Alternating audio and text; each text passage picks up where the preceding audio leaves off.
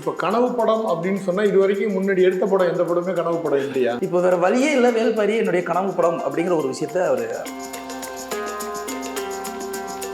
2.0வே கொஞ்சம் சர்க்கிள் தான். அதுவே என்னை பொறுத்த வரைக்கும் தப்பான கதை. சங்கருடைய தோல்வி படங்களுக்கு பார்த்தீங்கன்னா சுஜாதாங்கிற ஆளுமை இல்லைங்கிறது மட்டும்தான் அப்பட்டமா தெரியுதே தவிர,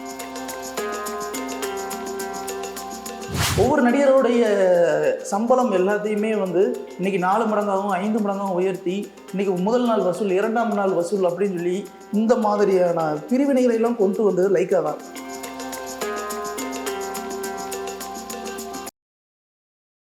வணக்கம். இன்றைய சந்திப்பில் நம்முடன் இணைந்திருப்பவர் சினிமா விமர்சகர் உசிலை சிவபாலன் அவர்கள். வணக்கம். வணக்கம் சார், எப்படி இருக்கீங்க? நல்லா சின்ன கேப்பு. இப்போ வேல்பாரியை பற்றி தான் எல்லாருமே பரபரப்பாக பேசுகிறாங்க. ஏன்னா அது 1 லட்சம் பிரதிகள் விற்பனை ஆகிட்டு ஒரு வெற்றி விழா மாதிரி கொண்டாடினாங்க. அதில் சிறப்பு விருந்தினராக ரஜினிகாந்த் கலந்துக்கிட்டு ஒரு ரொம்ப நல்ல பேச்சை கொடுத்தாரு. இது வரைக்கும் அவர் பேசிய பேச்சிலேயே கொஞ்சம் டிஃப்ரெண்ட்டாக இருந்தது.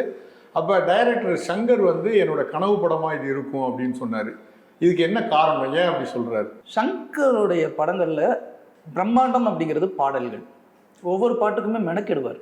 எனக்கு தெரிஞ்சு பாடல்களுக்கு மெனக்கிடக்கூடிய ஒரு இயக்குனர் அப்படின்னா நான் பார்த்து பிரம்மாண்டம் மற்ற எல்லா விஷயத்துக்கும் சங்கர் மட்டும் தான். 2 கோடி 5 கோடி 10 கோடி எவ்வளோ நாளும் செலவு பண்ணுவார்.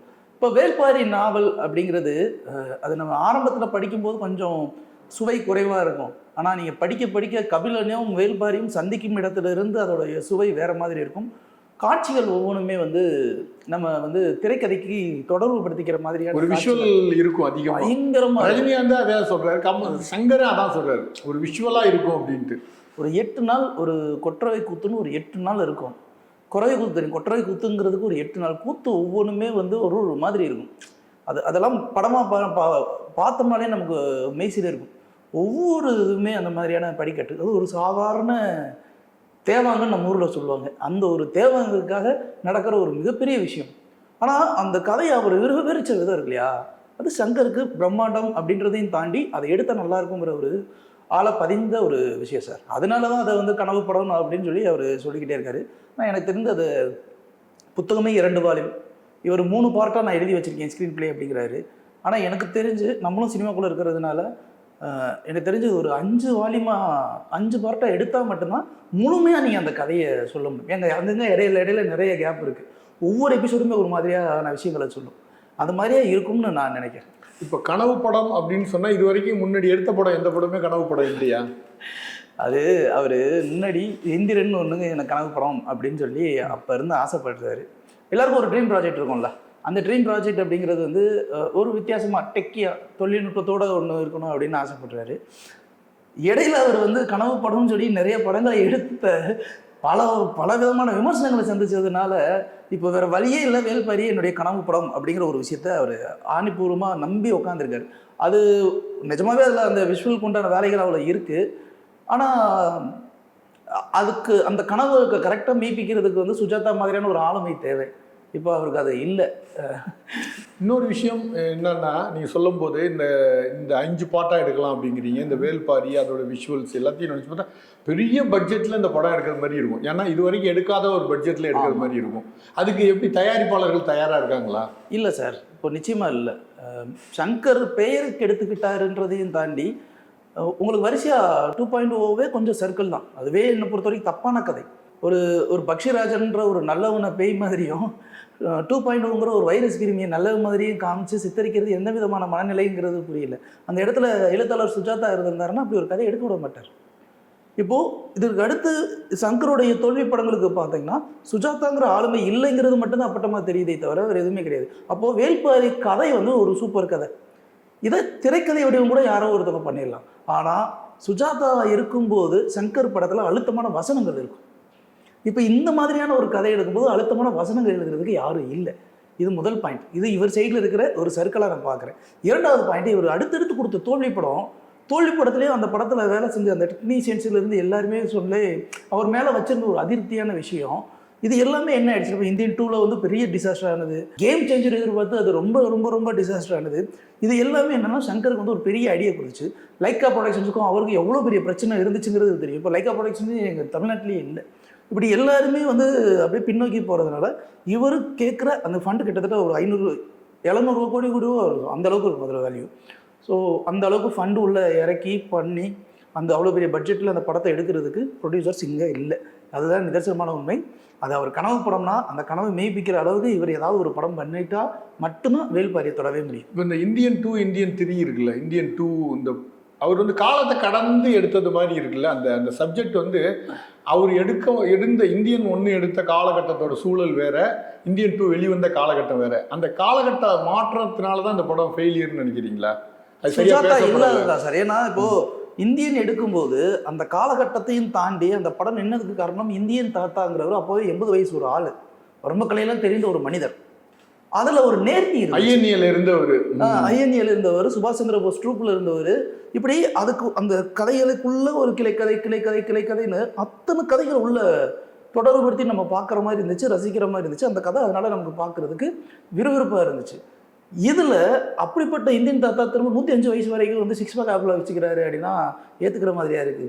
ரெண்டாவது, நீங்கள் அந்த படத்தில் வந்து ஒரு ஒரு நெகிழித்தன்மை இருக்கும். படம் பார்க்கும்போது கமர்ஷியலாகவும் நல்லாயிருக்கும், அதே சமயம் கண்டென்ட்டாகவும் நல்லாயிருக்கும். இதில் அந்த மாதிரி எதுவுமே இல்லை. மூணாவது வந்து ஸ்ட்ரெச் பண்ணி இழுத்த மாதிரி இருக்குது. எந்த வசனமுமே நம்மளை ஈர்க்கிற மாதிரி எதுவுமே இல்லை. எல்லாமே வந்து ஒரு செயற்கைத்தனமாக இருக்குது. ஸோ என்னென்னா அடிப்படையில் சங்கருக்கு வந்து ஒரு படம் பண்ணணும், ஒரு பெரிய பட்ஜெட்டில் படம் பண்ணணும். அந்த படம் பண்ணுறதுக்கு ஏதாவது ஒரு டைரக்டர், ஒரு ப்ரொடியூசர், யாராவது ஒருத்தங்க இருக்காங்க அப்படின்னா நம்ம இது இப்படி ஒரு கதையை ஸ்டார்ட் பண்ணிடுவோம் அப்படிங்கிற ஒரு ஆங்கிளில் வேணால் இது ஸ்டார்ட் பண்ணியிருக்க மாதிரி தான் இருக்கே தவிர முழுக்க ஒரு சங்கர் படம் அந்த பழைய ஒரு எஃபர்ட்டில் எடுத்துக்கப்பட்ட படமாக அது இல்லவே இல்லை. அது அவருடைய மிகப்பெரிய சர்க்கிள். ஆனால் இப்போ இந்தியன் 3க்கு வந்து கமல் அவர்களும் இவங்களும் சேர்ந்து காசே வாங்காமல் படத்தை 75 கோடி ஏதோ இன்வெஸ்ட் பண்ணி முடிக்கலாம் அப்படிங்கிற ஐடியாவில் இருக்கிறதா சொல்லியிருக்காங்க. ஆனால் அதுக்குமே இப்போ ஓடிடி கூட வாங்குறதுக்கு ரெடியாக இல்லை. அந்த அளவுக்கு இப்போ சங்கருடைய படங்கள் இருக்குது.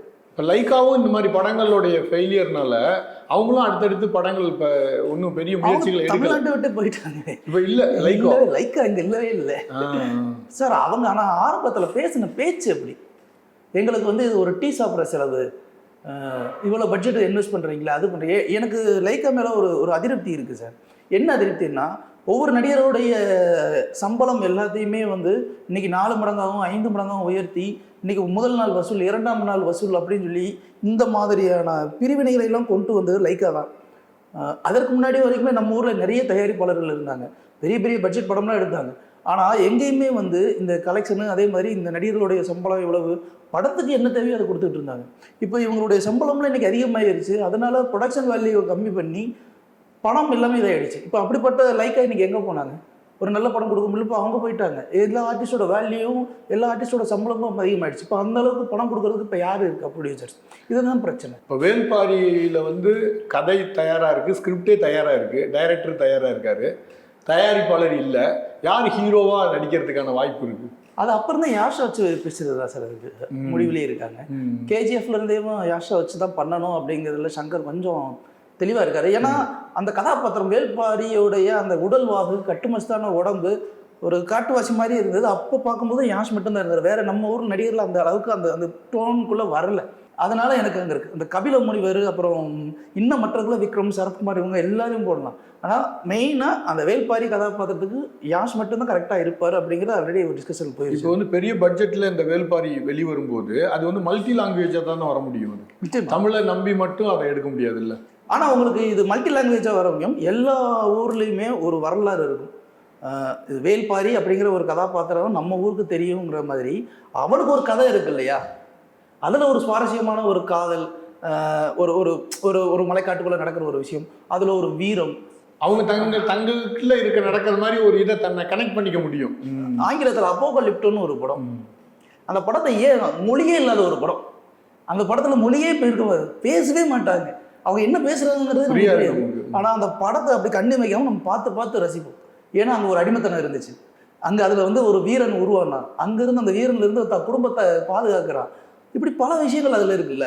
அப்போ ஒரு மொழி அப்படிங்கிறது வந்து இந்த இடத்துல உடைக்கப்படுற மாதிரி தான் வேல்பாரியோடைய கதையமைப்பு இருக்குது. அதனால் இது இந்திய மொழியில் எடுத்தால் மட்டும்தான் எல்லாராலையும் ரசிக்க முடியும். இன்னொன்று, வேல்பாரி உருவாகும் போது அது ஒரு பிரம்மாண்டமான ஒரு திரைச்சித்திரமாக இருக்கும்ல, எல்லாருக்கும் எப்படா பார்க்கலான்னு நினைக்கிற அளவுக்கு தான் அது இருக்கும்.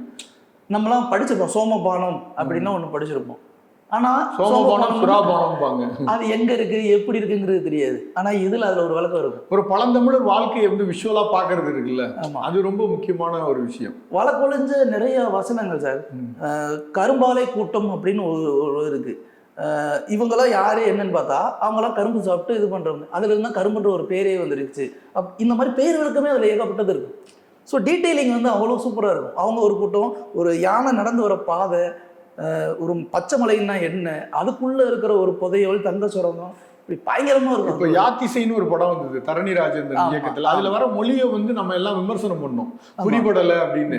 இப்போ வேள்பாரி எடுக்கும்போது அந்த பழந்தமிழ்ல தான வசனங்கள் எல்லாம் எழுதுறது மாதிரி இருக்கும். ரொம்ப நவீனமாக எழுத முடியாது இல்லை. ஆனால் வேள்பாரியில் என்ன ஒரு மீட்ரு சு வெங்கடேசன் பிடிச்சி வச்சுருந்தாருன்னா, வேள்பாரி அப்படிங்கிற அவன் மன்னன் கிடையாது, அவன் ஒரு வேடன். இப்போ ஒரு வேடனுக்கு உண்டான மொழி அப்படிங்கிறது ரொம்ப சாதாரண மொழியாக தான் இருக்கும். இப்போ ஒரு மன்னன், அரசவை மன்னன்னா அவனுடைய மொழி ஒரு மாதிரியான மொழியாக இருக்கும். ஸோ இந்த இடத்துல சு வெங்கடேசன் தப்பிச்சார். அவங்க பேசுறது வேள்பாரியில் அவர் பேசுறது வந்து ஒரு வேடன், ஒரு வேட்டுவன் வேடன் எப்படி பேசுவானோ அந்த மாதிரி ஒரு மொழியை கையாண்டிருக்காரு. அதனால வந்து மற்ற மன்னர்களுக்குள்ள பேசும்போது அந்த மாதிரி இருக்கும்.